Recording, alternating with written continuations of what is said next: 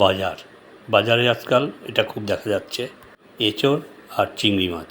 আচ্ছা বলুন তো, এই দুটাকে যদি পাশাপাশি দেখা যায় আর যদি আনা যায়, তাহলে সবার আগে কি মনে পড়ে?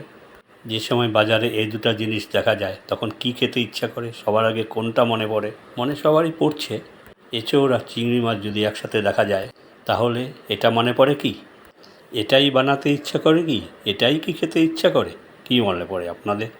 আমার তো মনে পড়ে, বাজারে যদি এই দুটো জিনিস দেখা যায়, বাড়িতে যদি নিয়ে আসা যায় সাধ্যের মধ্যে হলে, তাহলে সবার আগে এটাই খেতে ইচ্ছা করে এবং সবারই এটাই মনে পড়বে, এঁচোড় চিংড়ি। হ্যাঁ, এখন চেখে দেখতে হবে খেতে কেমন হয়েছে। খেতে যদি ভালো হয়, তাহলে এঁচোড় চিংড়ি জমে যাবে। কি বলেন? আহ, দারুণ দারুণ হয়েছে খেতে এঁচোড় চিংড়ি।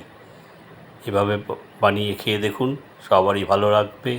বাজারে পাওয়া যাচ্ছে, চটপট যান নিয়ে আসুন এঁচোড় চিংড়ি। তারপর বানিয়ে ফেলুন যা যা করতে। চিংড়ি মাছ কীভাবে কাটবেন, আলু কীভাবে কাটবেন, কীভাবে রাঁধবেন, যদি জানা না থাকে দেখে নিন। রকমারি সুস্বাদু রান্নাঘরের লাস্ট এপিসোডটা ওতে দেওয়া আছে, এঁচোড় চিংড়ি। আমি আনন্দমেলার থেকে বলছি, আমারও স্বাদ হয়েছে এটা দেখে, নিয়ে এসেছি বাড়িতে এঁচোড় চিংড়ি রান্না করেছে।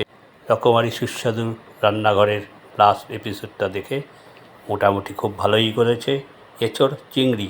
সবাই ভালো থাকুন, সুস্থ থাকুন, আনন্দে থাকুন। নমস্কার।